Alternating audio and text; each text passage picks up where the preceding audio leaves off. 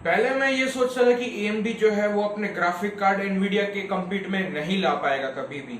Nvidia कब AMD जो है कभी भी एनवीडिया को एक अच्छी कंपटीशन हाई एंड में तो बिल्कुल नहीं दे पाएगा, मैं ये सोचता था।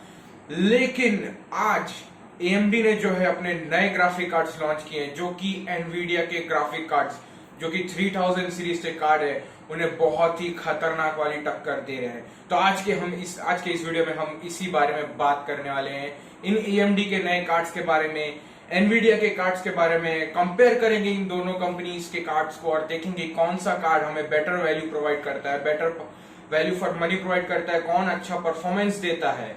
तो चलिए वीडियो को शुरू करते हैं।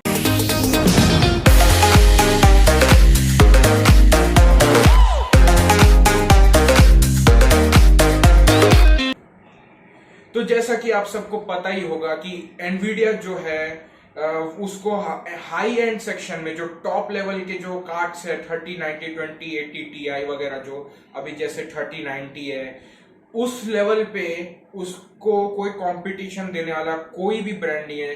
AMD भी नहीं दिया था, जैसे कि आप सब जानते हो। AMD ने एनवीडिया को सिर्फ टक्कर दी है मीडियम से लो एंड सेगमेंट में।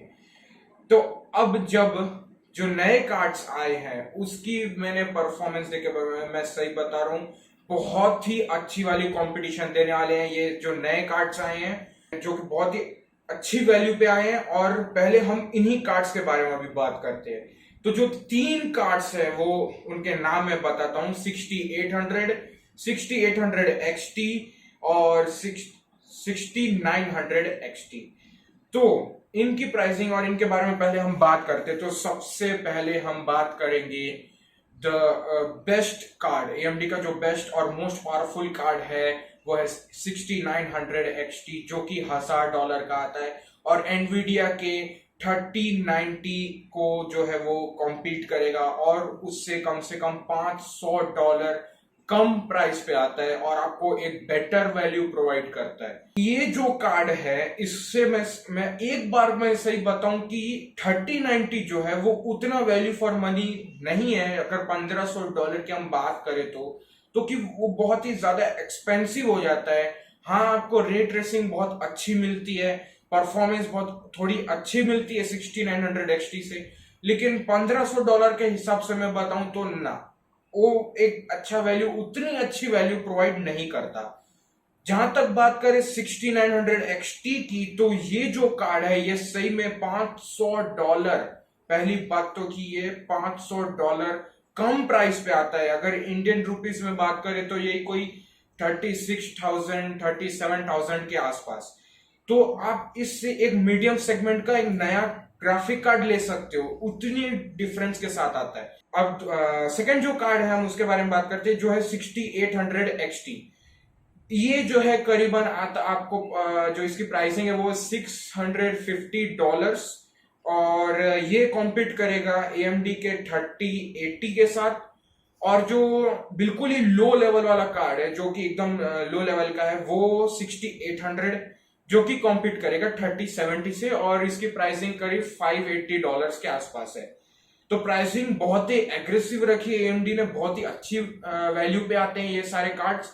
अब हम इनके बारे में बात करें तो इनमें आपको क्या मिलता है, जो कि नया RDNA है, RDNA 2 जो AMD क्लेम करता है नया आर्किटेक्चर है, अच्छा वैल्यू है, पुराने आर्किटेक्चर से अच्छा परफॉर्म करता है। तो इसमें आपको क्या मिलता है, इसमें AMD ने जो है 2-3 चीजें नई लॉन्च करी है। पहली तो है इन्फिनिटी कैश। तो इन्फिनिटी कैश का AMD से ये कहने का मतलब ये है कि ये जो कैश मेमोरी है ये बहुत ही ज्यादा फास्ट है। ये जो कैश मेमोरी है, जो कि GPU जो चिप होती है उसके ऊपर ही लगता है, और ये जो कैश है ना ये बहुत कम होती है, भले बहुत ही कम MB की कैश होती है, लेकिन बहुत ही ज्यादा स्पीड होती है। इसकी स्पीड है वो बहुत ही ज्यादा होती है। तो जो इससे होगा ये इन्फिनिटी कैश है कि जो VRAM की जो बॉटल लेगिंग थी जो पहले होती थी वो अब नहीं होगी। अब इस इन्फिनिटी कैश की वजह से जो बॉटल लेगिंग की इशू थी VRAM की वो फिक्स हो गई, तो इससे बॉटल लेगिंग नहीं होने वाला। और दूसरी बात ये है कि जो GPU है उस पे ये लोड पड़ने नहीं देगा। जो सारा लोड है वो ये कैश संभालेगा, और जो जीपीयू पे जो लोड पड़ता था वो कम पड़ेगा, और परफॉर्मेंस जो है वो आधी से ज्यादा तो इसकी वजह से मिलती है आपको। जो RDNA 2 है वो इन्फिनिटी कैश की वजह से ही ज्यादा परफॉर्मेंस देता है। अब जो दूसरी चीज AMD ने जो यहाँ पे लॉन्च करी है वो है AMD की स्मार्ट एक्सेस मेमोरी। तो ये बहुत ही अच्छी चीज है। जो हमने पहले रूमर्स सुना करते थे कि AMD के कार्ड पे अगर आपको ज्यादा परफॉर्मेंस चाहिए तो आपको एक AMD का प्रोसेसर लेना चाहिए, तो आपको जो है परफॉर्मेंस ज्यादा मिल जाएगी वगैरह वगैरह। तो ये चीज जो है वो अब AMD ने प्रूफ भी कर दी है अपनी स्मार्ट एक्सेस मेमोरी के थ्रू। तो ये काम कैसे करती है मेमोरी? इसके लिए आपको चाहिए होगा एक 500 सीरीज का, यानी कि जो नए मदरबोर्ड आए हैं वो वाला मदरबोर्ड 500 सीरीज का, यानी कि B550 या X570 जैसे मदरबोर्ड। और आपको चाहिए एक 5000 सीरीज के नए प्रोसेसर्स, मैंने प्रोसेसर वाले वीडियो में भी आपको बताया था शायद कि स्मार्ट एक्सेस मेमोरी करके कुछ आने वाला है AMD के नए ग्राफिक कार्ड में। तो आपको एक 5000 सीरीज का एक प्रोसेसर चाहिए जो कि नए वाले है, और एक आपको ये नया ग्राफिक कार्ड चाहिए, लेटेस्ट जेन RDNA 2 आर्किटेक्चर वाला एक कार्ड चाहिए। इसमें क्या होता है कि जो आपकी ग्राफिक कार्ड की जो मेमोरी है, VRAM है, उसको जो है ये प्रोसेसर 5000 सीरीज वाले जो प्रोसेसर है वो अच्छे से यूटिलाइज कर पाते हैं, और आपको जो है परफॉर्मेंस बहुत ही अच्छी मिलती है। तो परफॉर्मेंस बूस्ट की हम बात करें तो आपको यही कोई 10% तक की परफॉर्मेंस ज्यादा मिलती है इस स्मार्ट एक्सेस मेमोरी से। और जो कैश की मैं जब बात कर रहा था उसकी मैं बात करूं तो उसमें आपको जो मेन चीज है RDNA 2 का, जो वही है जो ज्यादा परफॉर्मेंस आपको प्रोवाइड करता है। तो स्मार्ट एक्सेस मेमोरी में आपका जो प्रोसेसर है वो आपके ग्राफिक कार्ड की VRAM को अच्छे से यूटिलाइज कर पाएगा, और इससे आपको ज्यादा परफॉर्मेंस मिलेगी। और हम बात करते हैं इन्हीं कार्ड्स की कि जो कौन सा कार्ड जो है वो अच्छी वैल्यू प्रोवाइड करता है।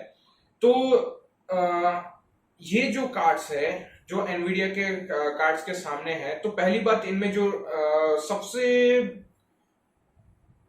कौन से कार्ड जो अच्छी वैल्यू प्रोवाइड करता है वो ये है कि 6800 XT, क्योंकि ये कम प्राइस पे भी आता है और आपको जो वैल्यू और जो परफॉर्मेंस देता है, जो जिस वैल्यू पे आता है उस हिसाब से जो परफॉर्मेंस देता है वो बहुत ही अच्छी परफॉर्मेंस देता है। और मैं अब इनकी बात करूं जो कि 60, और आप लोगों को ज्यादा परफॉर्मेंस चाहिए, आपको चाहिए कि हाँ मेरे को परफॉर्मेंस मैटर करती है, मेरे को हाईएस्ट परफॉर्मेंस चाहिए, तो क्या मैं 3090 लूं या मैं 6900 XT लूं? इनके नाम की वजह से मैं बहुत कंफ्यूज हो रहा हूं। हाँ, तो 6900 XT या फिर 3090।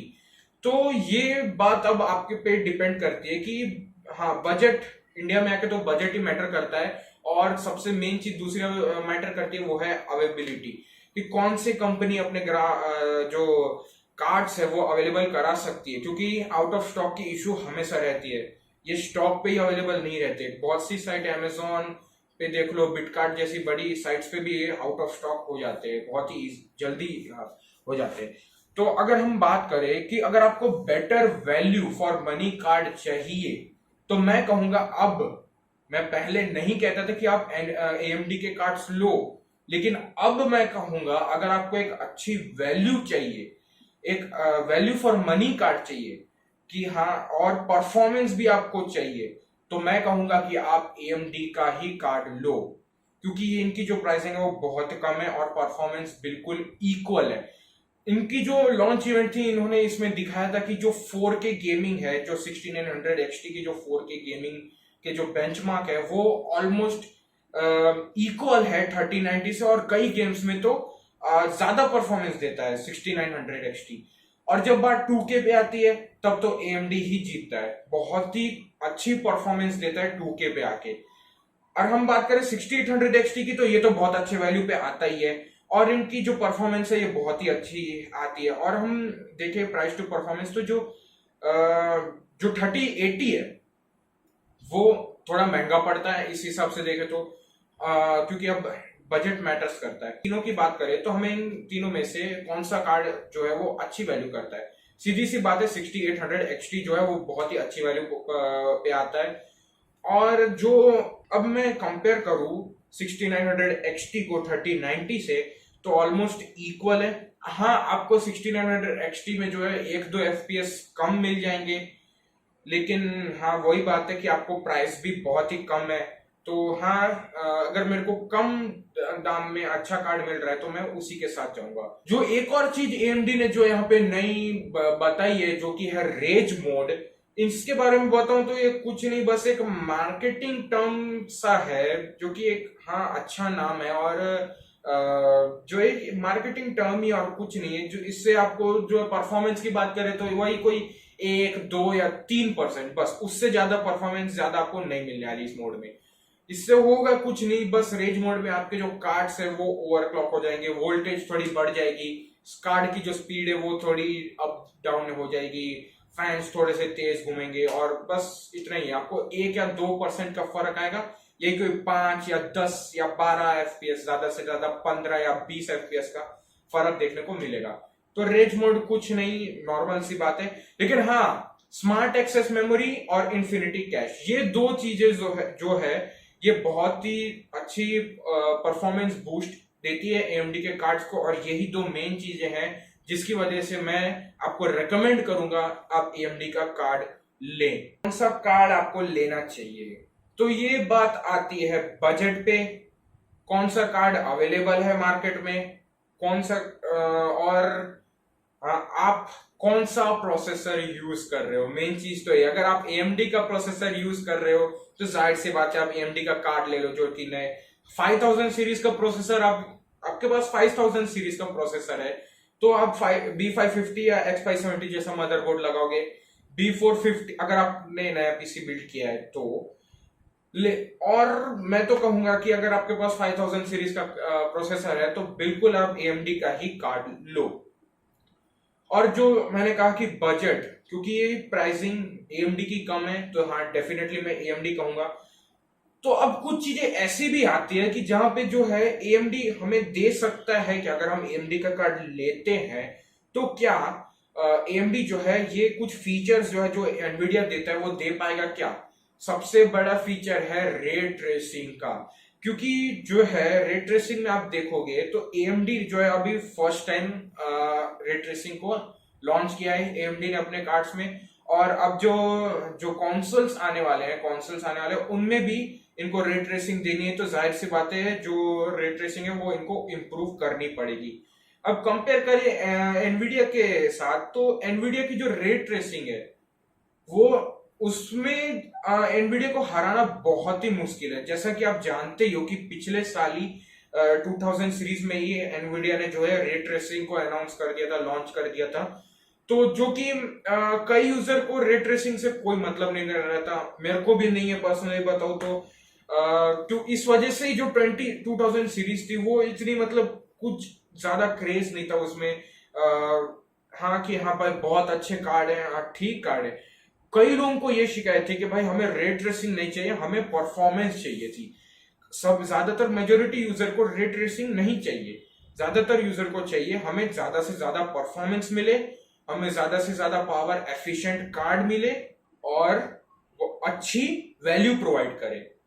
अब पावर की ही बात हमने कर ली है तो मैं बता दूं कि जो ये तीनों कार्ड है ये AMD के कार्ड से बहुत ही कम पावर एफिशिएंट भी है।